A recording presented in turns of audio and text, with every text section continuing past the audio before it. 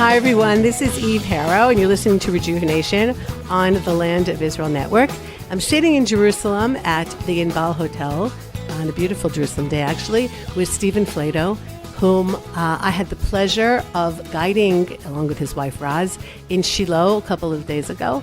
I'm sure many of you have heard his name, maybe even heard interviews with him or talks by him. He's really been, for the last, 25 years, at the forefront of fighting the Islamic Republic and state-sponsored terror, and for very personal reasons. So, Stephen, thanks so much for joining me today. It's good to be here with you in Jerusalem. Although Shiloh was pretty good. Shiloh was great. I have to admit, I'm embarrassed to say that I've been to Israel many, many times, but it was my first trip to the site of the first real settlement in Eretz Israel, the site of the Mishkan. And I get chills when I think about it, but maybe that's just me. It was a cold day when we were there, so that's possibly also that. No, but it was so interesting because you said, and I guide there all the time, and you said something to me that no one's ever said before, which is, when they talk about this in our sources, they never say that it was crowded here. Like when they talk about the temple, they talk, and we know if you've been to Jerusalem, you can understand if the whole nation is descending on the temple a couple times, 3 times a year, and even more actually. It's a tight space. So, there's the whole discussions about how did actually everyone fit in there, and then if they had to bow down, and what was crowd control like. And in Shiloh, you don't have that issue, but now you understand why. I was really surprised how wide the spaces were. And I guess what also happens is that there was no exterior walls. Everybody gathered. They were able to shuckle from side to side instead of just from front to back.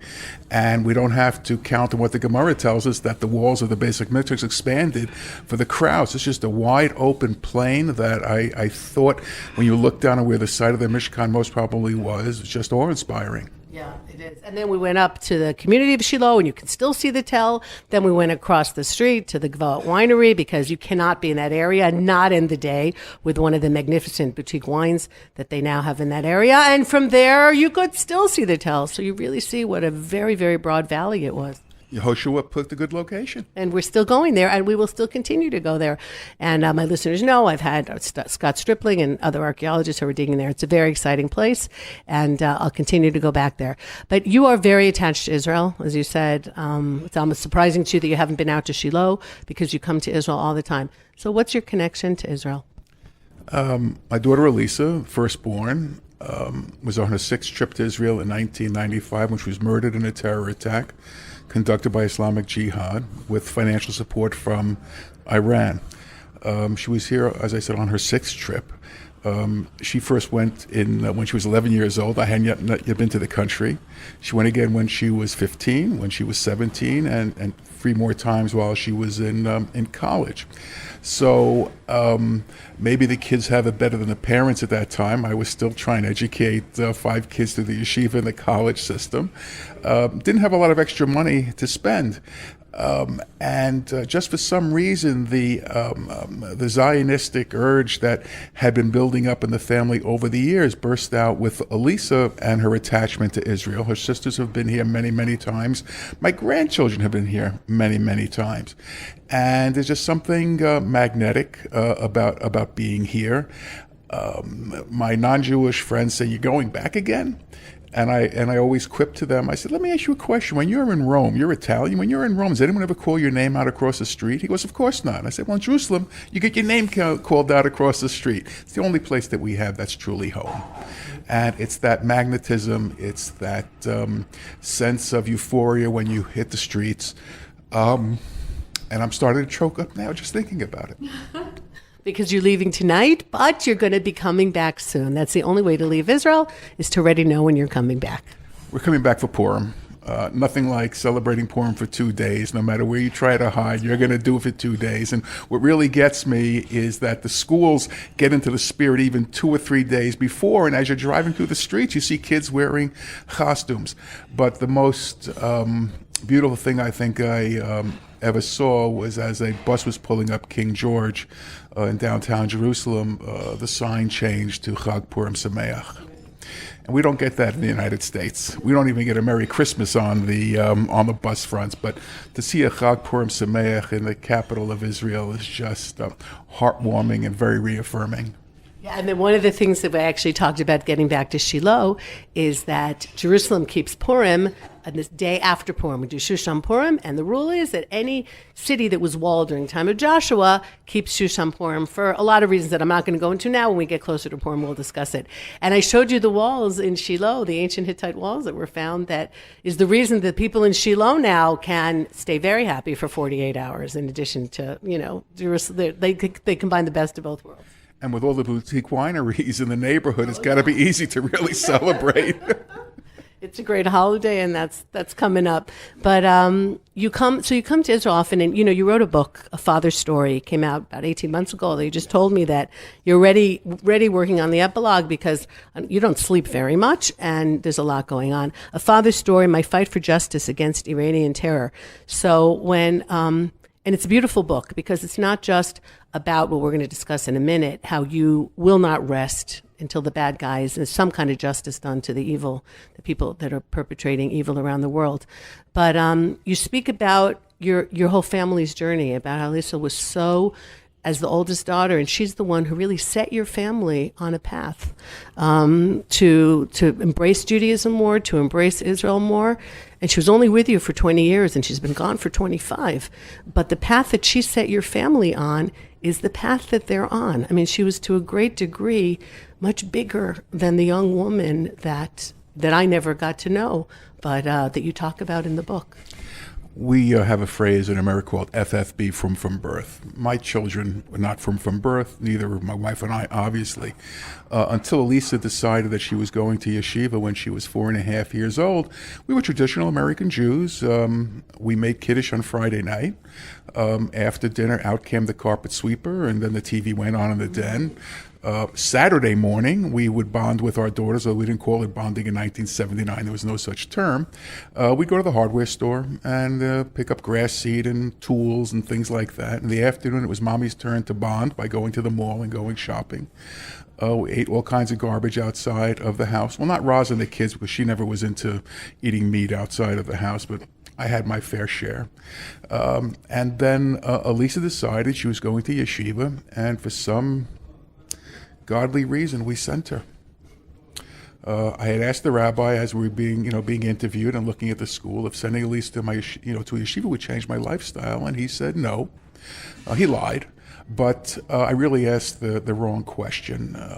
The question I should have asked would the education that Elisa brings home to the family help change a lifestyle? And the answer to that would have been a resounding yes, because we quickly realized that she was growing and she was flourishing in this environment. Hebrew in the morning, English in the afternoon, talking about the Chagim and about Shabbat and about Yom Tov and things like that. And it dawned on us that we had to change our lifestyle. So it was very slow and very gradual, and what really saved us was that Elisa never lectured us or never hectored us or never yelled at us for doing something that would now, if she was still here, get an eye roll. And we made the process. But after all these years, what I'm really proud to say is that my grandchildren are all FFB from birth. They know of nothing else. This is their lifestyle. And a few months ago, we were away for Pesach vacation, and my grandson Chaim, we were davening, getting ready to daven Musaf on Yontif morning, and I'm using the Art Scroll Machzor. He was using a regular siddur, and he said, "Grandpa, we're going to be on this page next." Not realizing that I wasn't using the same siddur, and it just blew me away that he's worried about Grandpa saying the wrong Shemona Esrei for Musaf, and that's what it's all about. It's about seeing the generations continue in a way that you had never ever thought in your life would happen. It just never crossed our mind that I'd have 16 grandchildren who were Shomerei Shabbat, and that's all they know. Parents, of course, are also, but they didn't know, they didn't always know all that. Part of that is also due to the fact that, my 3 daughters married from guys. Let's put that. Different levels. Mm-hmm. My son married a frum girl here in Jerusalem, also on a different madrega, a different level. But they all boils down to a frum upbringing for the kids. For my listeners who don't know what frum is, it's like a religious lifestyle, and that's a term that's used.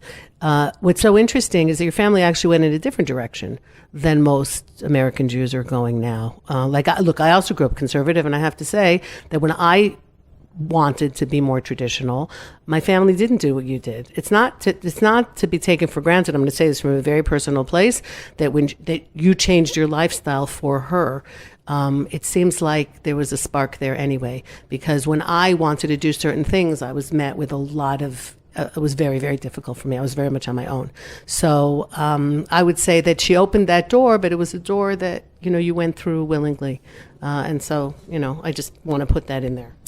That's true. I went through it willingly. Some of the family were not pleased about it. My mother especially. How are you going to do this? How are you going to do that?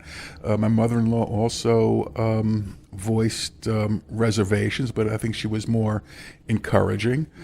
The thing is, adopting that religious lifestyle cost us a lot of friends and associations that we had previously. Did it really? Why? Because they couldn't see you on Saturday anymore? Because they thought you were nuts, or why? I couldn't see them on Friday, and I couldn't see them on Saturday, and I'm not going to be running to a barbecue, a treif barbecue at somebody's house. So you tend to lose associations that way.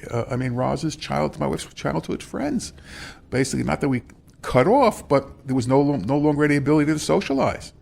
And even watching, people get married today is heartbreaking. You go to a wedding of two Jewish kids, and the rabbi is touting that, the parents are upstanding Jews of the community, and you go in for a treif dinner, a non-kosher dinner afterwards, and you just want to bang your head against the wall. There's nothing more uncomfortable being at a Jewish event and having to rip open airplane food for a meal. And that's one of the big worries that I have for the future of Judaism in America. We've lost so many kids who are now more interested in saving whales than they are in saving Jews, and we are not a growing population. So in addition to obviously the lifestyle, keeping kosher, keeping Shabbat, which is, I believe, has tremendous rewards, but it's definitely not a simple thing to do. And as you said, it tends to then limit a lot of the other things that you can do with your life, even during the week. There is, of course, a tremendous element of faith, or there should be, in Orthodox Judaism, where you really feel that God is very much a part of your life. The things that happen to you are things that God wants to have happen to you, not just random. There isn't coincidence. There is a path that we're supposed to follow. So 16 years later, this daughter who set you on this particular journey is taken from you. How were you I don't know if I could say were you prepared, but was there an element here by that time then of faith and of trust in God that you think enabled you to be able to somehow integrate what happened with your life? When I came to be with Elisa after she was injured in the attack, the doctors had told me to come right away. She was in the intensive care unit at Soroka Medical Center in Beersheba. She was on a bus in Gaza that was blown up. Yes, the bus was right outside the gates of Kfar Darom when it was attacked by Islamic Jihad. 8 in total died from that attack, and over 40 were injured. Before I left West Orange to fly to Israel, one of the rabbis told me I should bring a book of Tehillim with me, and I should read them. And although there's no guarantee, maybe the decree will be reversed. But I have to be honest, and I've said this many times, I sat on the El Al flight. It was a big Boeing 747. We sat upstairs. And as I'm saying these words softly, I just felt them bouncing back at me from the luggage container overhead. I didn't feel they were going anyway. So I closed the Tehillim. And when we arrived in Israel the next morning, I didn't have to go through any of the silly questions the customs people ask or anything like that. They met me at the foot of the stairs on the runway. In those days, we were still going down that flight of stairs, and they didn't even look me in the eyes. They just took my passport and stamped me into the country and turned me over to American Embassy personnel. As we drove to Beersheba, I was thinking about Elisa. I wasn't thinking about God or anything like that. And when we got to the intensive care unit, there she was in a bed, not a mark on her, but for a small bandage on the back of her head and a small ventilator tube in her mouth. And I sat down next to her and I squeezed her hand and I said, everything will be okay because Daddy's here. I wasn't thinking about God then either. I really wasn't thinking much about anything for the next 72 hours because I was in a state of shock. I had a dear neighbor with me, Paul Wolf, who basically pushed me here and pulled me there and acted as my bodyguard. And he's only 5'4", but you don't want to mess with a pit bull. And it was only when I really arrived back in the States and I was getting ready for the funeral on Wednesday morning of that week when Rabbi Alvin Margus from West Orange came to the house.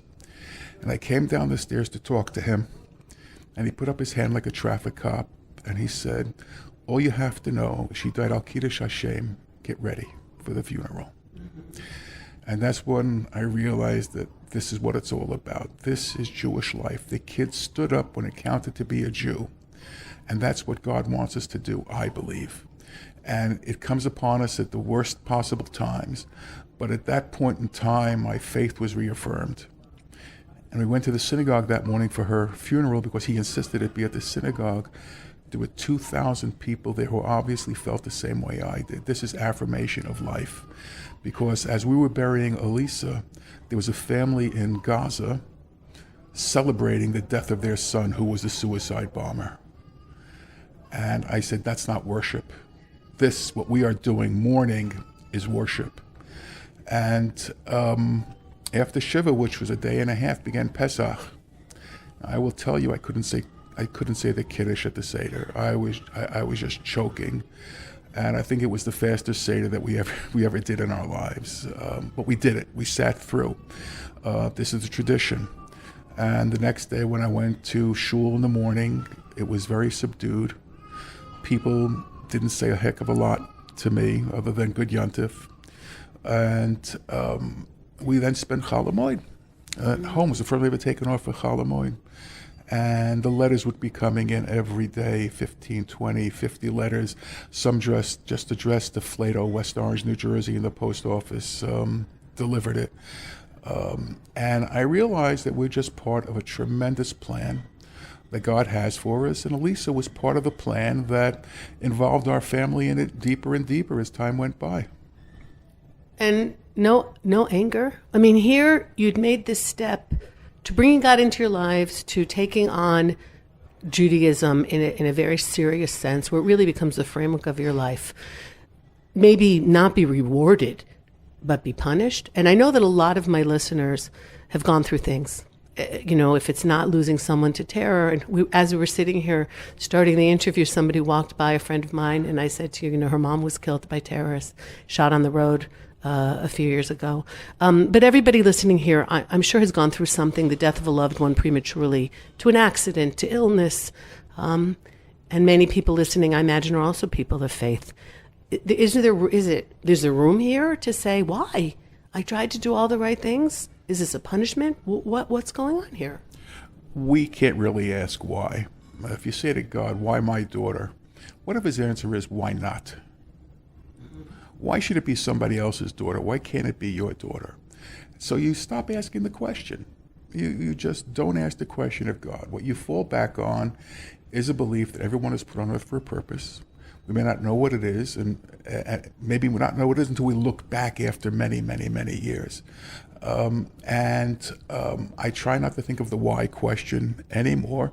This is my lot. This is what God's handed it to me. And I have learned over the years that he doesn't give you get out of jail free cards like we have in Monopoly. He doesn't let you pass go and collect $200. There's no card for that either. We just have to face life as it's handed to us. Not everybody reacts the same way. My wife was devastated by it. For many, many years, you couldn't even mention Elisa's name in front of her without her tearing up. Believe me, I still tear up, but for different reasons. I cannot believe that there's actually a country, in this case Iran, that keeps threatening to destroy what they call the Zionist entity. That's Israel. And the world is looking the other way. When Hitler wrote his Mein Kampf, he said the Jews are the problem and I'm going to handle the problem. And the world looked the other way. We wound up with a Shoah. So I'm disappointed that the world has not done anything effectively to put the Iranians out of the terrorism business. And that was really the goal of our lawsuit back in the late 90s. Right, so tell my listeners, those who don't know, where you took this. You didn't just have your personal grief and get upset. You want to stop this. And you want to stop this. It's too late for your family, but it has to be stopped for the future victims that Iran is planning on doing. So where did you go after, not physically, but where did you go, on your fight against this after Lisa was killed? A week after Lisa was murdered, there was the Oklahoma City bombings. And President Clinton was furious because he didn't feel that there was enough in the way of federal law dealing with now domestic and international terrorism. So they put together a law that eventually became known as the Anti-Terrorism and Effective Death Penalty Act of 1996. And it had provisions in there for the first time that allowed American citizens to sue a state sponsor of terrorism, which we identified on a list promulgated by the State Department. The State Department was opposed to the legislation, giving a private right of recourse, but they did create the list of state sponsors, but number one was the Iranian government. So I received some encouragement from people in the Jewish community. He said, you really should look into this. And I met a lawyer in Washington, D.C., Stephen Perlis, who I, for some reason, just hit it off because we're like night and day, size-wise, religious observance, things like that. But he's got one of those intuitive and incisive minds that gets to the bottom line. Sometimes a lot of talking, but we get to the bottom line. And we were just very, very compatible with each other. And he says, you want to do this? I said, how many years do you think it'll take? He says, maybe 10, but we'll hold them accountable. And Steve started looking at the law, as I did, and he realized there were gaping holes in the statute put there by the State Department. Intentionally, because they didn't want people using this law. But they never thought they'd come across a Perlis and Flato combination. So in the summer of 1996, I would go down to Washington, D.C. at least once a week, sometimes twice a week, to meet with members of Congress to change the law. We had on the Senate side Frank Lautenberg, who was very, very helpful to us, who's senator from New Jersey. But we're having a problem on the House side. And one day we met a congressional staffer named Rick Fine, who lived in Cherry Hill, New Jersey, who'd been watching what we were trying to do. And he said, I want to set you up with my boss, Jim Saxton, who was very pro-Israel, especially on the defense side. Very pro-Israel, not Jewish, but believed in what Israel stood for and the fact that it was an ally of America in an area where America didn't have any true allies. We met with him in the morning. I forget what day of the week it was. I think it was a Wednesday or Thursday at about 9 a.m., 9:30. And he says to us, where are you going to be at 11 a.m.? I want to call you. The phone rings at 10 to 11, and it was Jim Saxton's assistant, Rick Fine, on the phone. I need you at the Rayburn room of the House side of the Capitol at 11 a.m. sharp. And we show up, and all of a sudden, Jim Saxton starts bringing over leaders of the Judiciary Committee, Foreign Affairs Committee, and other congressmen. He explains the situation, and within 10 minutes, they had agreed to sponsor the legislation we needed on the House side. Wow, that's crazy. That's what Perlis said. He said, I don't know how this happened. I said, Steve, there's angels in this universe that we just can't see. They're by our shoulders. Mm-hmm. And in this case, Elisa did it for us. And he looked at me and he said, you're most probably right. But things started to move forward at that point in time. Law was changed to allow us to do what we had to do. And within a few months, we had filed our lawsuit. And much to our surprise, actually our shocking surprise, the Iranians did not answer the lawsuit. They defaulted. But because it was a claim for wrongful death, we still had to have a trial. Who do you actually sue? Excuse my ignorance. You sue because it's a government, but it's not like a democratic government, right? So who you filed it against Iran or individuals in Iran? How did that work? We filed it against the government of Iran, the Ministry of their Interior, which controls the army. We filed it, I believe, against Khamenei, who was then the chief mullah. and some unknown individuals, John Doe, that type of thing. And we proceeded to serve them through the Swiss legation in Tehran. That's America's legal linchpin, or whatever the right word is, to the Iranian government. Mm-hmm. When they have a complaint against the United States, they go to the Swiss legation, and when the America has a complaint against Iran, we go to the Swiss legation. Mm-hmm. So they received the documents from us. They served them on the Iranian government on our behalf, and then the clock started ticking. We still had to have a trial, even though the Iranians defaulted. We had to prove our case.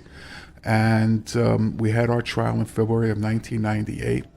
So let me ask, how did you prove your case? Was credit taken for the bus bombing? I mean, how did you know who did it? Credit was taken for the bus bombing. Immediately afterwards, Islamic Jihad sent out a fax. State Department had told us that Iran was the benefactor of Islamic Jihad, which they are still today. But what we didn't know at the time was how much money they were giving Islamic Jihad and Hamas. So as in any trial, you have to have witnesses and evidence. And we produced evidence that demonstrated that the Iranian budget, in black and white, in the open, allocated $75 million a year for terrorist groups in the Palestinian Authority and in the Middle East. We demonstrated that Islamic Jihad did conduct the terror attack. What we didn't know at the time was the support that Islamic Jihad was even getting in the United States. We only learned that afterwards. But we didn't join Islamic Jihad because of what you said a second ago. What is it? Where is it? Well, they have a headquarters in Damascus, Syria. They had a fellow who ran it called Fatih Shikaki.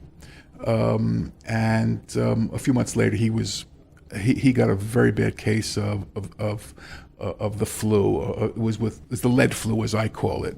He was shot outside a hotel on Malta by people on a motorcycle. You proceed. You proceed. So after 2 days of testimony, some of which was very, very trying, we went home to New Jersey.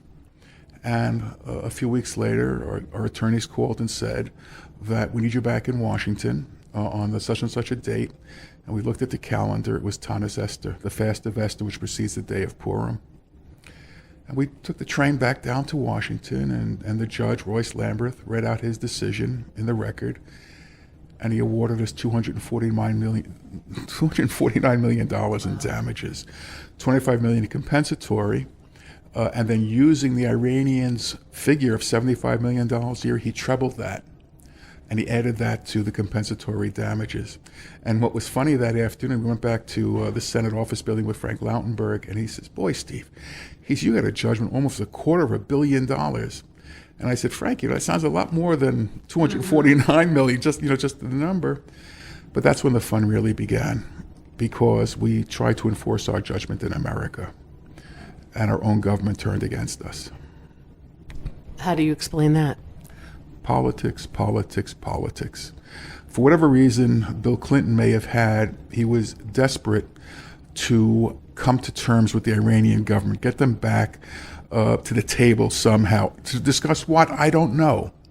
Obama had a clear thing in mind. He wanted to get them to give up their nuclear ambitions, which we knew was a full, fallacy anyway. Clinton never spoke about nuclear ambitions. He wanted them back at the negotiating table. And I think his purpose really was to back them away from the terror sponsor that they had become. They were killing people all around the world. They had laid off the United States domestically because they knew we were on to them. Buenos Aires happens at about the same time, right? The Jewish Community Center, the AMIA. Yeah. Exactly. The Israeli embassy in Argentina, and then 2 years later, the AMIA explosion. They weren't Iranian through their proxies, even in the early 90s, using Hezbollah. That's who did it in Argentina. And it took 20 years for him to be a Jewish prosecutor to try to hold the government's feet to the fire, wounding up with him being murdered in his apartment the day that he was supposed to go out and tell the world what was happening. Argentinian prosecutor. Yes. That's still... Alberto Nisman, who's a subject of a documentary right now, I think on Netflix. their tentacles run far and wide and deep. And what is scary is that there are people out there who subscribe to what the Iranians believe in, and that is kill the Westerners, kill especially Jews wherever they could be found, and destroy Israel. And they do hope, I believe, to basically turn the world into an Islamic caliphate through violence. So Clinton, on the other hand, was very quiet about what his ulterior motives were. And to try to bring the Iranians back in, America lifted 3 sanctions on the Iranian government, like 1997, 1998. They removed sanctions on the importation to America of pistachio nuts, which drove the California growers of pistachio nuts crazy. They lifted the sanctions on the importing of caviar into the United States, because after all, our elite have to have Iranian caviar, which is supposedly the best in the world. And the third import that they lifted restrictions on was the importation of Persian carpets, the real McCoy, not what we call the Persian, but the real Persian carpets. And it got America nothing. It got us zero. I hope if Madeleine Albright hears this or Bill Clinton hears this, the question to them is, why did you waste your time trying to do these things? Well, so what's coming to my mind is here we are in 2020 with Iranian, they just announced, the news now, Iran really on the verge of going nuclear. Okay, they're saying it could happen like very, very soon. If they had listened to, not listened to you, but if they had done what needed to be done more than 20 years ago, maybe we never would have gotten to this point where we are now, not to mention all the other people that were killed in the intervening years. I think they could have taken a lesson. They should have taken a lesson what Israel did in Iraq and in Syria eventually. They went after nuclear sites. And had Clinton and the West done that back in the late 90s, I think we'd be dealing with a different Iran right now. The fact of the matter is they've had too many years to prepare and to protect what they are doing. It's going to take the literal overthrow of the regime in Iran for something to change. I don't know how that goes about. Somebody posted something today on the internet about we need regime change and only the U.S. can bring it about. So the question that I responded to that I posted them is, how do we do it? You want American boots on the ground? You want us to arm the militants, which is what we did in Afghanistan. We did that in Afghanistan. The militants then turned against us. How do we do it in a place like Iran? So these are issues way bigger than my head could ever understand. And believe me, I don't come from someone who says, put the finger on the trigger and start firing away. I don't come from that. I used to be very disappointed in the Iranian people. But as someone said to me, their economy is doing well. How do you become a revolutionary wearing Levi's? But now, seeing today, literally, people are in the streets. Not 100 people, not 500 people, but thousands upon thousands of people. And I don't know what the American reaction is going to be, or what it really should be, if they start killing these people in the streets. Or continue killing these people in the streets, because they've been doing it already. There's been a few uprisings, and with the limited information that we can get out, because they're not known for their free press, we already know that thousands of Iranians have been killed by their own government. Right. So there's an interesting parallel to this. The people brought down Hosni Mubarak in Egypt. Then the people also brought down, I think it was Mohammed Morsi, who was this Muslim Brotherhood figurehead. And how did they succeed? The army did not interfere. I don't know if the Iranian army would ever refrain from interfering. I think they may have financially too much at stake, personally, and it would require a 180-degree change in their philosophy. There is a blending, if that's the right word, the so-called Iranian Guard and the Quds Brigade. We don't know really where they begin and where they end with each other, but at least to my eye, reading what's coming out of Iran and reading what people from the West, people who really know the subject, are writing, that the army and the government are one and the same, and the army in many instances may be calling the shots. See, we didn't have that in Egypt. It was Mubarak who had the army behind him. It was then the Brotherhood who had the army, but the army didn't know what to do with them. And then finally, when the people came about, the army standing back is what let the people literally overthrow the government in a matter of days. So the question is where the people are going to go if the army still stands with the state. So everyone's been talking, of course, about Soleimani getting killed and how many people he was responsible for. Was he involved, as far as you know, in Elisa's death, or he wasn't active that far back? And I just want to remind my listeners, incidentally, 1995, Israel is still in, and Lisa's there because she's going to Kfar Darom. The Jewish communities of Gaza, what we loosely call Gush Katif, are still there in 2005. So you don't have Hamas in 1995, excuse me. It's until 2005 that Israel does one of the stupidest things it's ever done. Sorry, my listeners know where I'm coming from. Stephen's laughing. Evacuates, destroys the communities there and leaves the Gaza Strip so that we now have Hamas has its own state, which is, I guess, only fair. So was he involved with, is there any way that you know that if he was already involved back then? I think Arafat was involved. You have to remember, these were the heady days of the Oslo Accords. Yeah, had been signed in 93. That's right. And Israel had pulled out of most of the Arab neighborhoods in Gaza. And they lost one important thing, their ears on the ground or in the communities. So I believe had Israel still been in control, they would have learned of Islamic Jihad's plans.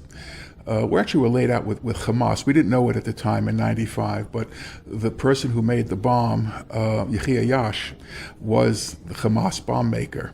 He got his end 7 months later. But I think that the signs were already on the wall because there had been killings even since Oslo, here and there, people murdered in their cars as they stopped at a traffic light, things like that.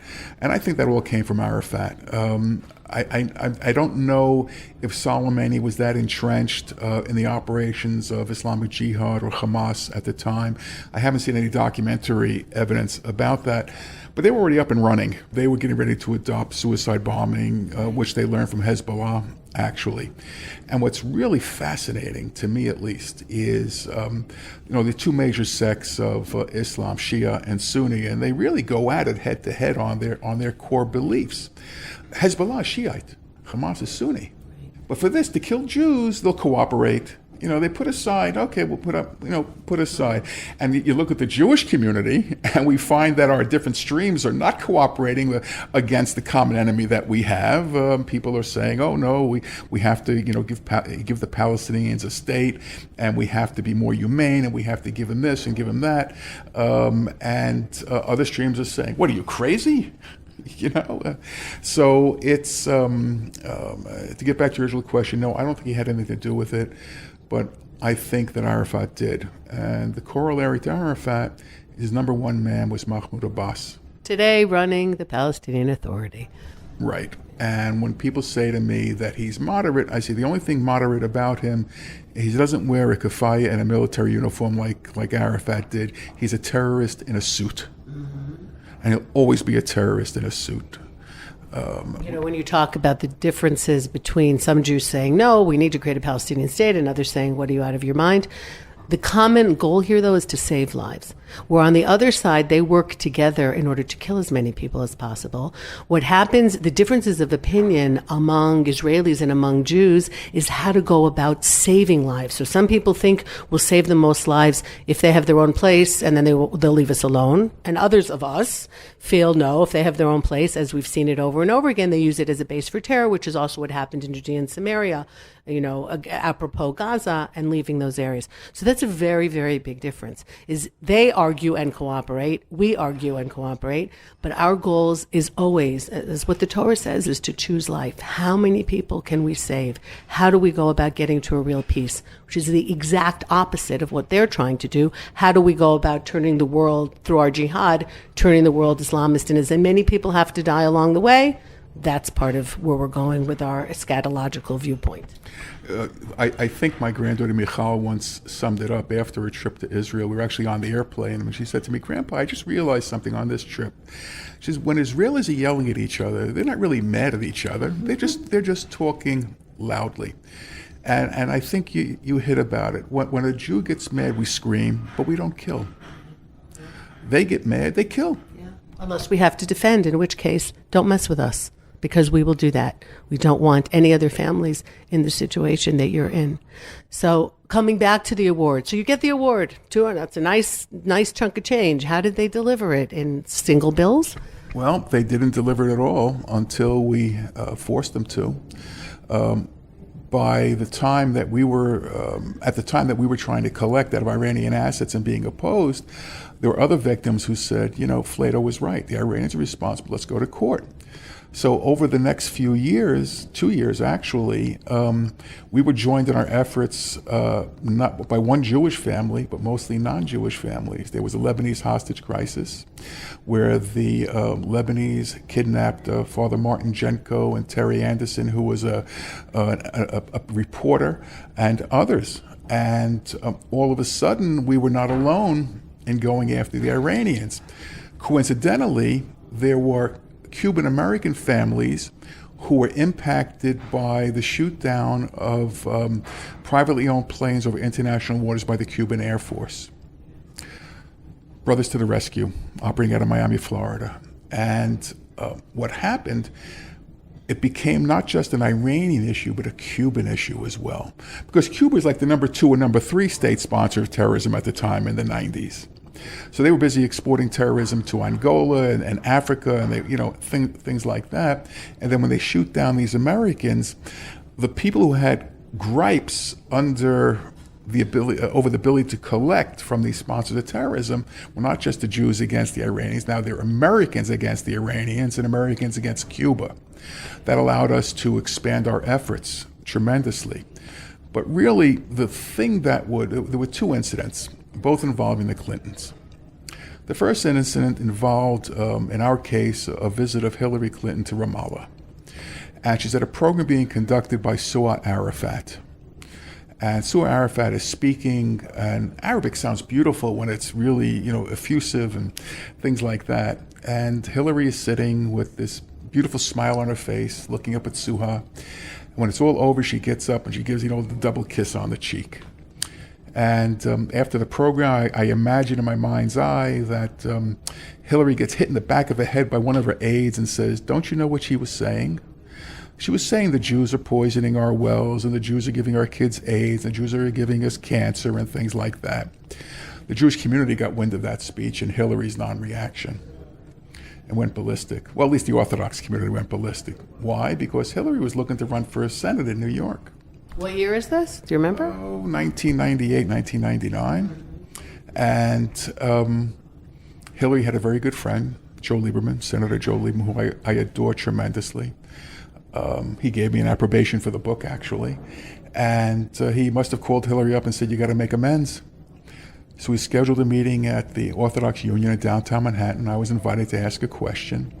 And at the end of her prepared remarks, the question I asked was, "Mr. Clinton, do you support the administration's efforts that are blocking terror victims from collecting against Iranian assets?"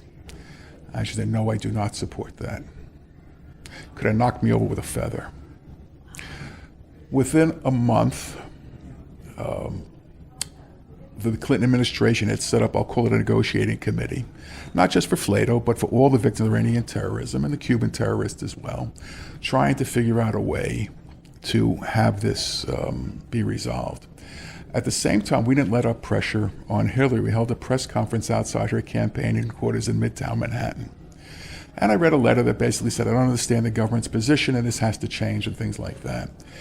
Well, the committee was headed by a fellow named Jacob Lew, who had been Hillary's chief of staff in the White House, as well as the director of Office of Management and Budget, and President Obama's Secretary of the Treasury. Very bright man, very bright, who happens to be Jewish and Orthodox. And we're having these negotiations. Now, the plaintiffs themselves didn't participate. It was the lawyers, of course, who participated. I'm getting reports about who said this and who said what. And I'm hearing stories like about other people who are negotiating for the government, like Stuart Eisenstadt, who are really clamping down on us on the negotiations. So I had direct access to Jack Lew, and I called him up one day, and I said, Mr. Lew, he said, I'm having nightmares about Stuart Eisenstadt, what he's trying to do. And he said, believe me, Eisenstadt's having nightmares about you too. We're going to work this out. And we did. We had located $400 million in Iranian assets in America. And law was crafted, which coincidentally, the compensatory damages awarded to the victims was about $400 million. Law was crafted that would allow for the payment of compensatory damages. This $400 million fund, which had been deposited by the Shah before he was overthrown to buy American armaments, was going to be used to replace the money that we receive. We get a payment in January of 2001, and now I'm thinking, how do I spend that money? Charity, things like that, all kinds of educational programs. And I put it to the side. And I'm talking to Perlis one day. I said, what about the $400 million that was supposed to go to, to reimburse the Treasury Department?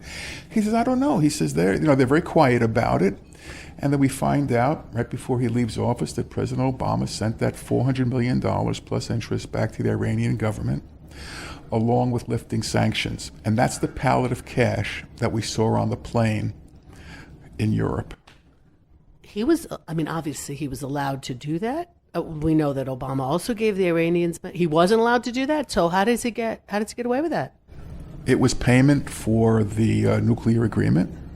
It was payment to release some American dual citizens who were being held hostage in Iran. And we think he actually violated American law by sending cash to Iran. To a terror state? America sent hundreds of millions of dollars to a terror state. Yes, and if you were to read the White House remarks that came out afterwards, even in spite of all the criticism, they said we did it to save Americans more money. Wow. Yes, wow is a good reaction. And we still don't know how he had the audacity to do that. But he did get away with it. Yes, he did, because he was Barack Obama. He could do no wrong. Oh, you're talking about Obama now? Yes, Barack Obama did it. I'm sorry, not Bill Clinton. No, Bill Clinton would never have done that. But Obama did it. He was so desperate for this nuclear agreement, which of course is not a treaty, because the Senate never approved it and never would approve it. It was a UN agreement. That's why we have all these other partners in it, China and Great Britain and France. Is there a statute of limitations on going after him for doing something like that? Or can we at least pull his Nobel Peace Prize? I'm just throwing that out there. Yeah, they'll pull his Nobel Peace Prize when they give me one. No, he just walked on water. And basically, he lied to the American public. He had this fellow, Ben Rhodes, one of the national security deputy directors, I believe, but he was such a great spin artist that he brought him in to spin other things as well, especially Obamacare. And look, Obama lied outright when he said you can keep your doctor if you're happy with your doctor. And then we learned, no, you can't keep your doctor. It rates up there with, the first George Bush's, statement, read my lips, no new taxes. And look, presidents are free to breach their promises. But to outright lie like this, when they knew that this was terrorist money, and then to say publicly, and someplace in my records I have the transcript of the White House remarks, that you were going to save American taxpayers another $2 billion. And people said, but the money's going to go to terrorism. And sure enough, as they released sanctioned money might have been sanctioned, the Iranian economy took off in that direction. Let's support Hezbollah, and let's support Islamic Jihad, and let's give money to Hamas and all these other splinter groups. And we're paying the price today. And my fear, here we're sitting in January 2020, is that the price is yet to be paid. It's not like Iran has now folded and they have a different regime, and this was a very bad quarter century where nobody knew, or people knew, and we finally, you as well, stopped them. But the story's not over yet when it comes to Iran. It's still out there. Their arms are all over the world. And people listening to this show need to understand that we still have a very big fight here on our hands to keep the Western world safe from this evil regime. And Israel's doing the best that it can for a little nation. In today's paper, there was the report of an attack on another Syrian air base. It looks like they did mention that there were Iranians at the base who got killed. I don't know how Israel does this. I mean, it's just the most amazing military strategy I have ever seen in my life. But this is not the first time. It's not going to be the last time. And they're looking at it to, protect what we have here in Eretz Yisrael because they know what the stakes are. Last year, maybe it was 2 years ago, I was here at the Inbal actually, and I was invited to a dinner. The American federations had brought over some New Jersey politicians. And I went to speak to them about my connection to Israel and about Elisa, but there were also a couple of lone soldiers there. And they asked one of the Chayalim, so what does it feel like, when you're here, being in the army at your age? He said, look, and he was very blunt with them, when America sends young soldiers to Afghanistan, those boys don't know what they're fighting for. Here in Israel, fighting for my backyard. And I'm not letting them take it from me. And that's the distinction. That's the difference. And I think that most people understand that Israel is not just fighting for itself, but since we're here in the Middle East with all the nutcases, what happens here definitely reflects itself around the world. If terrorism had been stopped when it was just aimed against Jews in Israel, the world would be a very different place today. Maybe we would even get to go on a plane without taking off our shoes and our belt and all the other humiliating things that happen in those 3 hours before our flight that used to not happen. And it all starts here. But, you didn't just file this case and get the award, and I know that you've given a tremendous amount of charity, and the school Nishmat, for women's learning, where Lisa learned, has been, new building, and you and your wife have gone to tremendous lengths to make the world a better place, hospitals, whatever you can do. But you've also spent your most precious asset in the last 25 years, which is your time and going around. And I'd like my listeners to hear that because perhaps in their communities, this is also something, that they would want to hear. You haven't let up in telling the story. No, I still work. I am trying to, step back from the office a little bit, but I'm here in Israel, and whatever. I was up here at 5 this morning, and I guess the ungodly hours, it's 10 o'clock back in the States, and I start looking at emails at 5 o'clock in the morning, and I handle a couple of client issues before we had breakfast. And that's how my day begins at home also. I'm up very early. I check my email. I check the news, see what's happening. Try to get something intelligent out once a week in the press. For whom do you write? Basically, I'm being published by Jewish News Service, jns.org, and they are the number 1 pro-Israel news service that's out there. I also like submitting to a Rich Sheva here because we're on the same wavelength. And it's a fun place to be because I think American Jews would be surprised. Let's say not all Americans, but a big segment of American Jews on the left would be surprised about how many people actually read Arutz Sheva on a daily basis. Its news is not nuanced. Not censored. No. Not censored. You know where they're coming from.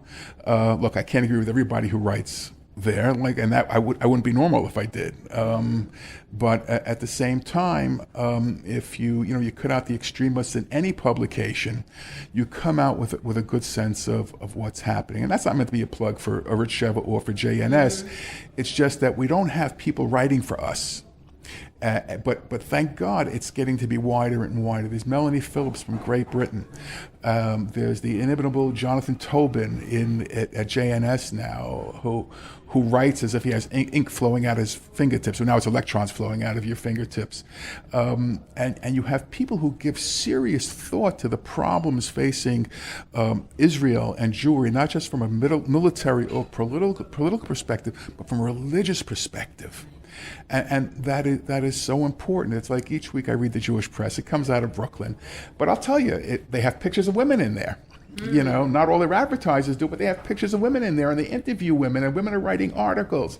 And they have this little column that I love, written by, it's actually an interview with Rav Schachter from YU, asking a specific question, a specific shaila. And some of the answers you get, you know, just blow my mind, whether it be makel, whether it be strict, whether it be, you know, conservative, whether it be, you know, liberal in your interpretation.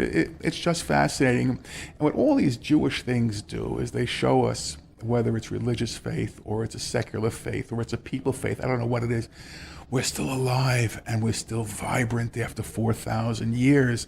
There's no end to us in Israel. In America, I can't say that. I think what's happening in America, I'm going to use the word with a very small h, it's hell what's happening. You thought I was going to say Holocaust. On the conservative and the reform and the reconstructionist side, what's happening is the American Jewry would disappear, but for the Orthodox. And if not for Israel, all of American Jewry would have disappeared.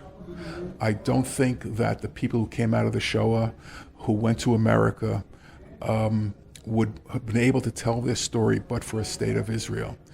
And we have to hear that story. We have to take its lessons in at heart. All the streams. People died because they were Jews. Well, now we have a resurgence of anti-Semitism in more and more every single day. Correct. And the reform and liberal movements, the conservative movement, they're not immune from it. They're not immune to it. And if you're going to go down as a Jew, go down as a Jew. No mealy mouth. You know, and what was most disturbing following the Jersey City attacks of a few weeks ago was when they interviewed people on the street, you know, and they basically are blaming the Jews for their own problems, and they came out with it. And another reporter was out on the sidewalks also interviewing other people more recently, and, you know, as soon as someone says, you know, I don't believe in what Hitler did was right, but as soon as you hear that but, you know, the Jew landlords are taking advantage of us. The Jew merchants are taking advantage of us. Where are they hearing that from? I know where they're hearing it from. They're hearing it from the likes of Al Sharpton and his ilk, the so-called ministers and reverends who run these churches across America, especially in the metropolitan areas, who have nothing good to say about the Jews. And even prominent people like the so-called Reverend Wright in Chicago. Very rarely do they have anything nice to say about America either, by the way. That's correct. That's correct. But it's like this Reverend Wright in Chicago who was spewing anti-Semitism, and Barack Obama never heard it over his 19 years of being a member of his church.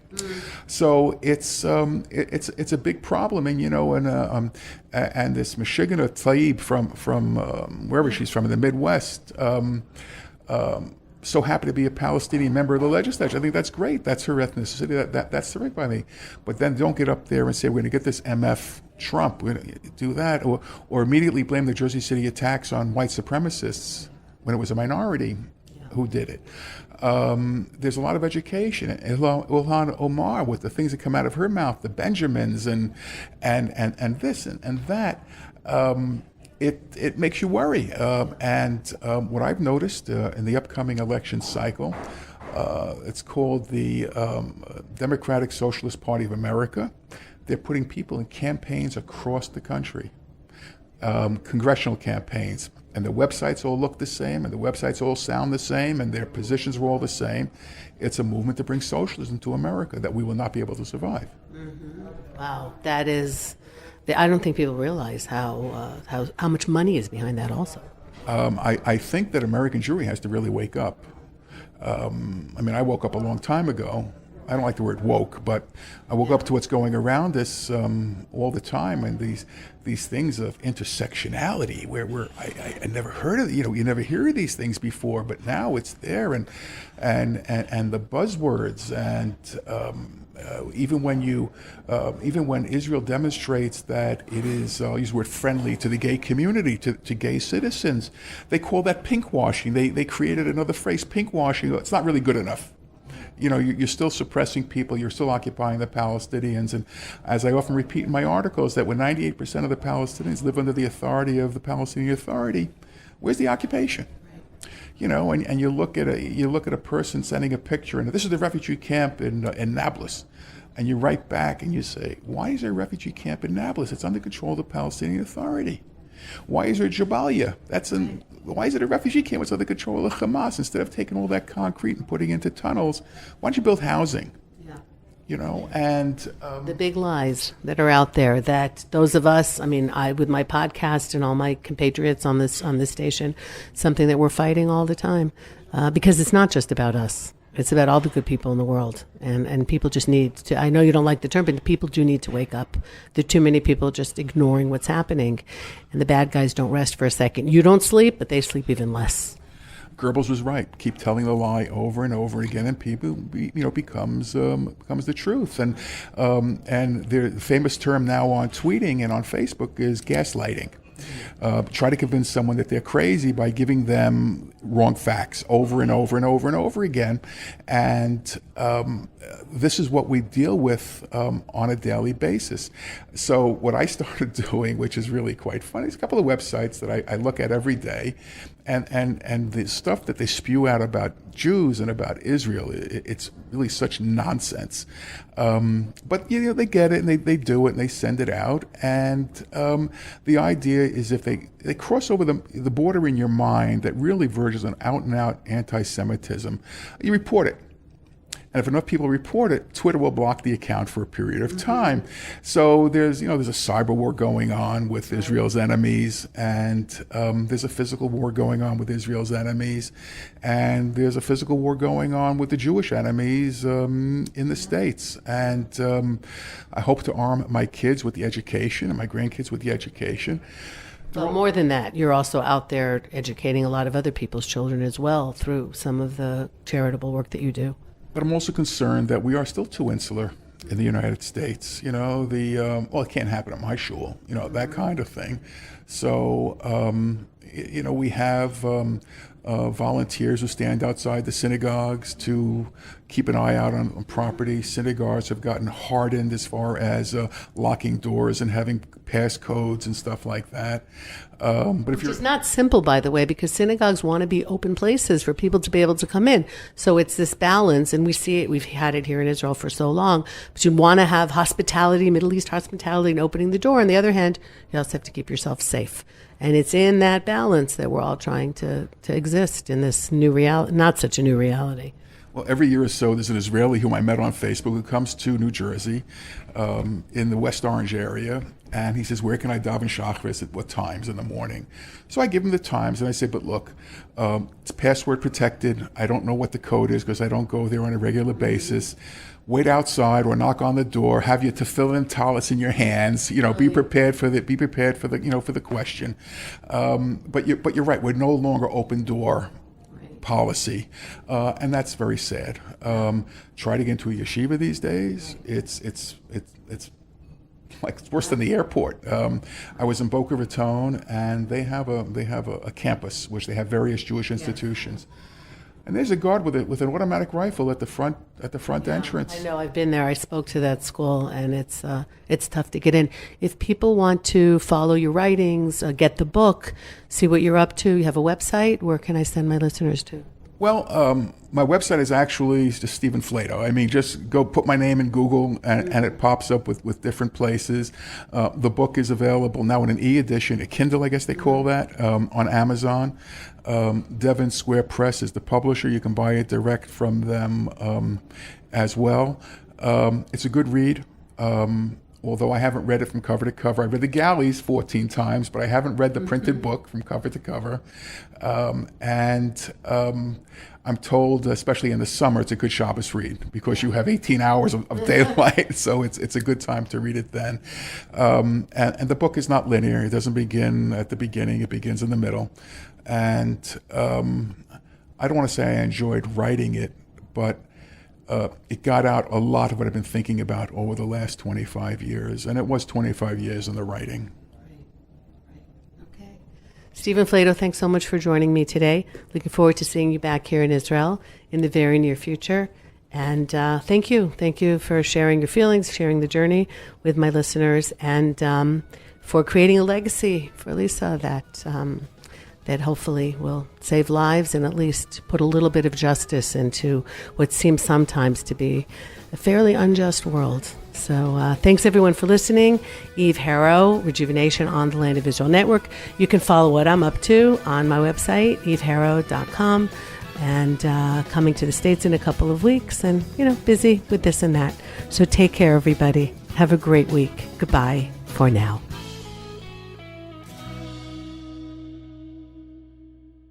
The question is, why are the Jews there in the first place? The Jewish people have been yearning to return to their ancient homeland for a long time. The Yishai Fleischer Show, the voice of a new generation of pro-Israel activists. And there's only two kinds of minorities in the Middle East, armed or unarmed. Inspiring minds to think differently. That jihadism doesn't just attack Jews. It attacks Christians, and it mostly attacks Muslims. Inspiration, spirituality, and politics. So first and foremost, this country is here to defend Jewish people and to live in its ancestral homeland. Listen to the Yishai Fleischer Show every week on